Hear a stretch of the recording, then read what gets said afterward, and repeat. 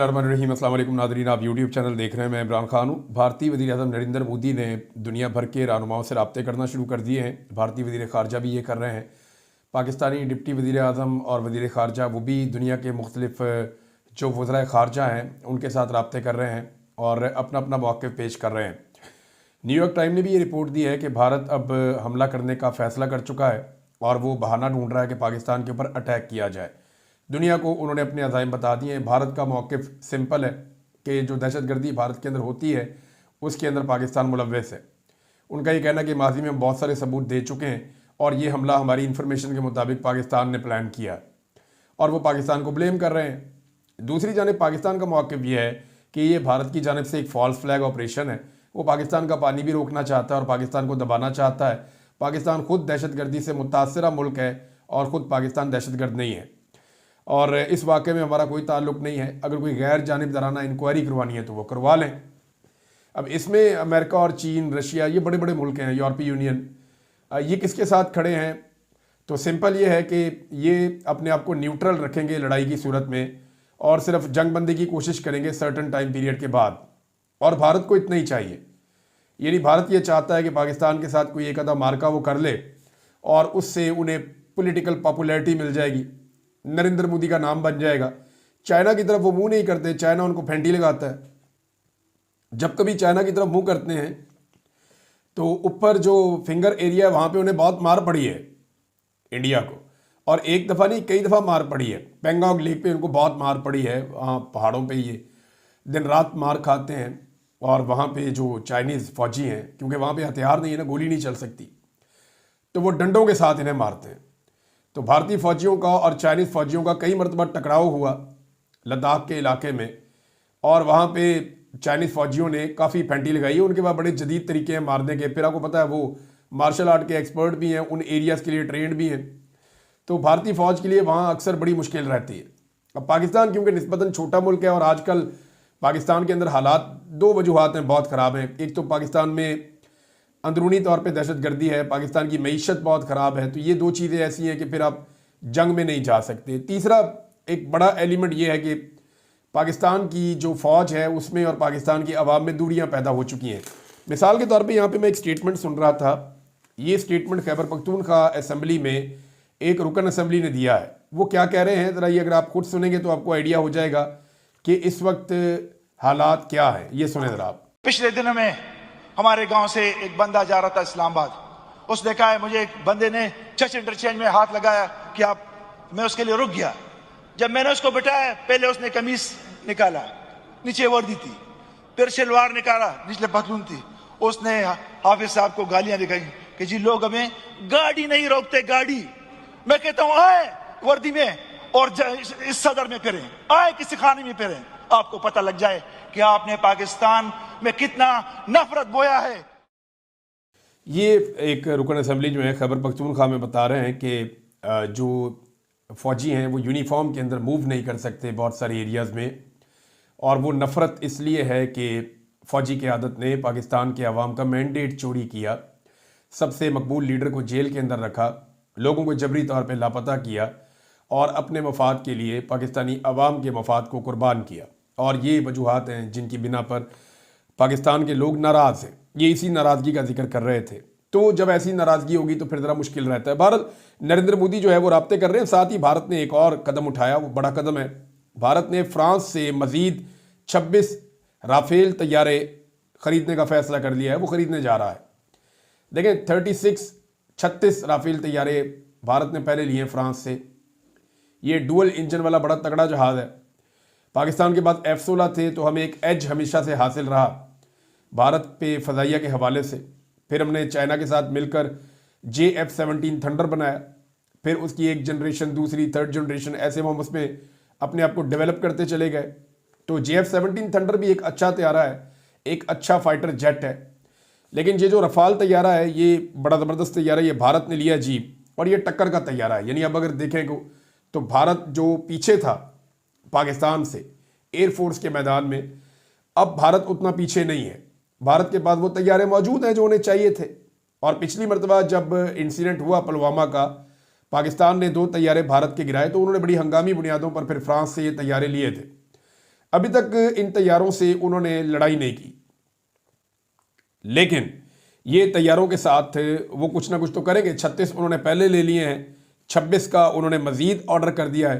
तो ये 62 तैयारों का एक बड़ा फ्लीट भारत के पास होगा जो वो फ्रांस से लेगा।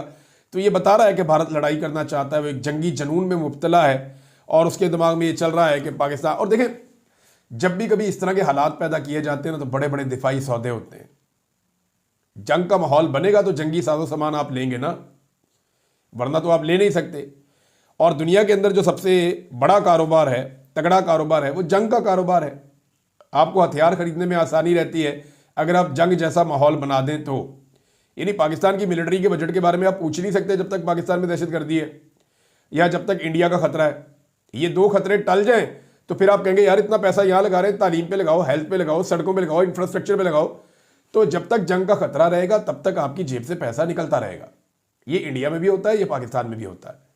अब इंडिया की आवाम भोली भाली है, उन्हें जंग के ऊपर उकसा के दोबारा से एक बड़ा और महंगा सौदा किया जा रहा है। देखिए, चाइना के साथ तो इंडिया लड़ नहीं सकता, ये इंडियंस को मानना पड़ेगा, क्योंकि चाइना इकोनॉमी में और ताकत में इंडिया से बहुत आगे है और इन दोनों के बीच में लड़ाई बनती भी नहीं है। एक छोटा सा एरिया है जिसके ऊपर एक तनाज़ा है, वो तनाज़ा हल हो सकता है, लिहाजा वो तो नहीं है। अब पाकिस्तान के साथ एक जाली किस्म का माहौल बनाकर इतने महंगे तैयारे इंडिया फिर से खरीदने जा रहा है। पिछली मरतबा 2 तैयारे गिरवाए थे तो नरेंद्र मोदी ने 36 खरीद लिए थे, अब 26 मजीद खरीदने जा रहे हैं, क्योंकि 26 लोग जो हैं वो मारे गए हैं दहशतगर्दों के हमले में। तो इसका बेनिफिशरी कौन हुआ? बेनिफिशरी तो वो कंपनी है जिसका असला बिक रहा है, या वो लोग हैं जो ये सौदा करवा रहे हैं। इसी तरह पाकिस्तान जैसे मुल्कों में भी यही होता है। जब तक लड़ाई चल रही है आपकी जेब से पैसा निकलता रहेगा, और जब लड़ाई खत्म हो गई तो फिर आपकी जेब से पैसा कैसे निकलेगा? वैसे भी पाकिस्तान की जो मिलिट्री एस्टेब्लिशमेंट है उन्होंने कारोबार के और भी बहुत सारे बंदोबस्त कर लिए हैं। उमर अयूब साहब ने एक मुतालबा किया है, और ये मुतालबा उन्होंने किया जी पाकिस्तान की हुकूमत से, सख्त मुतालबा है उनका। और वो ये कहते हैं यार खुल के बोलो, बात करो, तुम लोग बोलते क्यों नहीं हो? अपोजिशन लीडर और पाकिस्तान तहरीक इंसाफ के रहनुमा उमर अयूब ने कहा कि भारत को 2 टोक पैगाम दिया जाए कि तुम हमला करोगे तो हम ज़मीनी और फ़ज़ाई हमले करेंगे। ये साफ बात की जाए, जैसे इमरान खान ने की थी। इमरान खान ने लॉजिकल बात की थी कि आप शवाहिद पेश करें, हमारे साथ इंडिपेंडेंट इंक्वायरी में आए, हमें पता चले जो आप हम पे इल्ज़ाम लगा रहे हैं वो दुरुस्त है या गलत है। लेकिन साथ ही इमरान खान ने कहा कि अगर तुम पाकिस्तान की सरजमीन पे आओगे तो हम रिटेलिएट करने का नहीं सोचेंगे, हम रिटेलिएट कर देंगे। जब आप इधर आओगे तो हम उधर आएंगे। इमरान खान साहब ने बड़े खुलकर स्टेटमेंट दिए थे। अब उमर अयूब साहब ने कहा कि कठपुतली हुकूमत की तो कांपें टांग गई हैं, टांगे कांप रही हैं, डर रहे हैं। शहबाज शरीफ कहते हैं कि तहकीकात करवाई जाए, ये तो हथियार डालने के मुतरादिफ है। वो एक बुज़दिल वज़ीर आज़म है। मोदी सरकार हमला करने का कहता है और ये जवाब देने की बजाय हथियार डालने की बात करते हैं। लेकिन जब वो ये तहकीकात की बात, भारत जब ये कहना इल्ज़ाम लगाए तो आप कहें तहकीकात करवाओ, लेकिन भारत जब कहे हमला करना है तो फिर आपको जी आओ बिस्मिल्लाह करो, फिर हम आपको जवाब देंगे, टक्कर का जवाब देंगे। पहले भी दिया है, जितनी हमारी कैपेसिटी है उसके मुताबिक हमने माजी में भी जवाब दिया है, आइंदा भी देंगे। बस सिर्फ मेरी गुजारिश है पाकिस्तान की मिलिट्री एस्टेब्लिशमेंट से, पाकिस्तान के आर्मी चीफ से और बाकी लोगों से कि अवाम को जो आपने नाराज़ किया वो नाराज़गी आप ख़त्म करवाएं अवाम की, अवाम से माजरत करें, और जो भी पाकिस्तान में आपने गलत चीज़ें की हैं उनकी माफ़ी मांग लें अवाम से। और अवाम की नाराज़गी दूर हो गई तो इससे फ़ौज को तकवीयत और ताकत मिलेगी। ये मेरी गुजारिश है, वो इसलिए for the sake of this country. वैसे मुझे कोई शौक नहीं है इनसे माफ़ी मंगवाने का, अवाम एक दिन इन्हें शिकस्त दे देगी मिलिट्री एस्टेब्लिशमेंट को, ये मैं जानता हूँ। एक दिन पाकिस्तान की अवाम पाकिस्तान की मिलिट्री एस्टेब्लिशमेंट को शिकस्त दे देगी, ये तो दीवार पे लिखा हुआ है। वैसे 8 फरवरी 2024 को शिकस्त दी थी एस्टेब्लिशमेंट को, लेकिन वो माने नहीं। वो किसी और तरह की एस्टेब्लिशमेंट अगर चाहती है कि उस तरह की शिकस्त दी जाए तो अवाम उस तरह की शिकस्त भी दे देगी, एक वक्त आ जाएगा। लेकिन इस वक्त क्योंकि अवाम की सपोर्ट की ज़रूरत है पाकिस्तान की फोर्सेस को, एक आम हमारे सिपाही को, एक लड़ने वाले जांबाज को, तो उसके लिए जो है वो फिर माफ़ी मांग ले, मेरा मशवरा है, और अवाम को मनाए और अवाम से कहें कि गलती हो गई, ताकि जो है वो सपोर्ट मिल जाए। अब नाजरीन, मोदी सरकार बुखलाहट का शिकार 16 यूट्यूब चैनल्स पर पाबंदी आयद कर दी। ये पाकिस्तान के टीवी चैनल चला रहे हैं, वो यूट्यूब चैनल है पाकिस्तान के, उनको बंद किया है। 16 का पहले रिपोर्ट हुआ, फिर कुछ और भी रिपोर्ट हुए।